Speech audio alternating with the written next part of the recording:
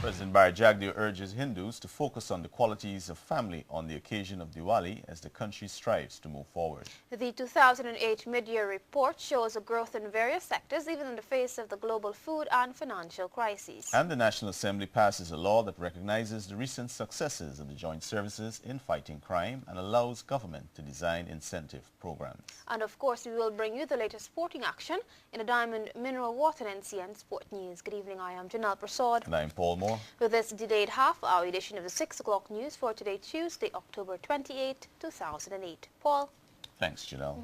President Barry Jagdeo has called on Hindus to remember the significance of Diwali and let it reflect in their lives. The call was made as the President addressed the gathering at the LBI Community Center ground where the Diwali motorcade ended last night. Ernestine Jagnarayan has more in this report. Backgrounds converged on the grounds of the LBI Community Center after following the motorcade around the city to its destination for judging. A cultural activity was also held at the ground, and President Barry Jagdeo, like most years, was on hand to give greetings, during which he sounded several calls on the Hindu community. One of these is for parents to ensure children have access to a proper education, as it plays an important role in their daily lives.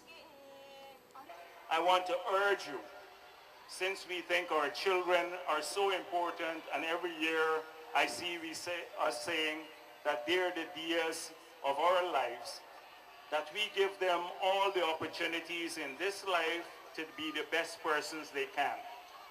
And so often in our society I see families, because they don't want to make a little bit more sacrifice, they take away opportunities from their children to live a better life.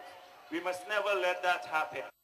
The President reiterated the importance of men's responsibility in today's world as he urged them to start taking up their post. He believes that this is important if Guyana is to successfully move forward as a country.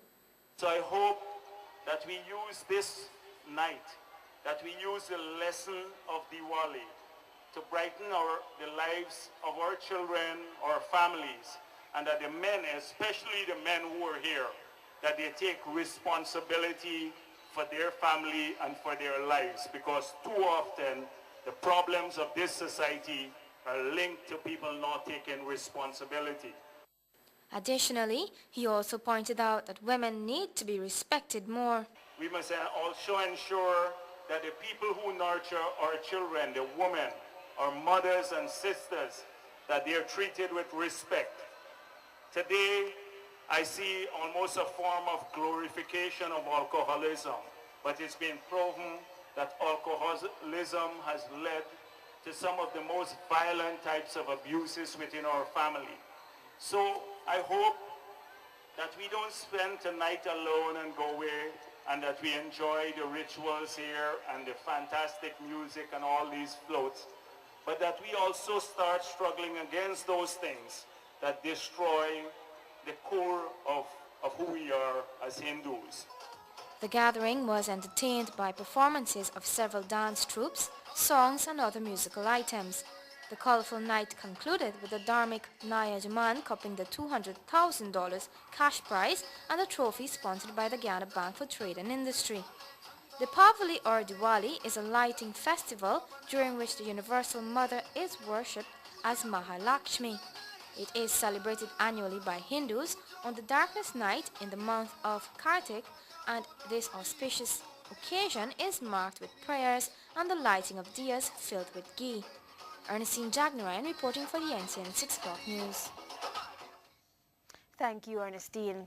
Guyana's economy has performed satisfactorily for the first half of this year despite the financial slump in the United States and Europe. This was revealed by Finance Minister Dr. Ashni Singh when he presented this year's mid-year report in the National Assembly yesterday. Edward Lane reports. Finance Minister Dr. Ashni Singh says despite the global food and fuel crisis and the financial downturn in the US and Europe, the local economy has done well in all the sectors. Dr. Singh revealed this while giving a preview into the 2008 mid-year review report, which was presented to the National Assembly on Monday. The 41-page document shows a 2.3% growth in the sugar sector, while the rice industry grew by 2.1% for the period under review, and is projected to grow with the increased cultivation and strong prices on the world market. A number of our sectors have returned very positive performances. One or two have been a little bit less positive than we might have liked, but in general the growth performance is certainly satisfactory, and on the whole I'd say that the picture is certainly a favourable one.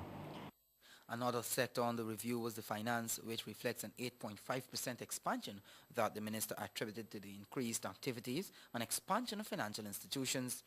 The balance of payments reflects an overall surplus of $47.6 million from a deficit of $12 million for the same period last year. This is reportedly contributed to the accumulation of foreign assets by the Bank of Guyana. Said that, I believe that it would be fair to say that the economy performed satisfactorily.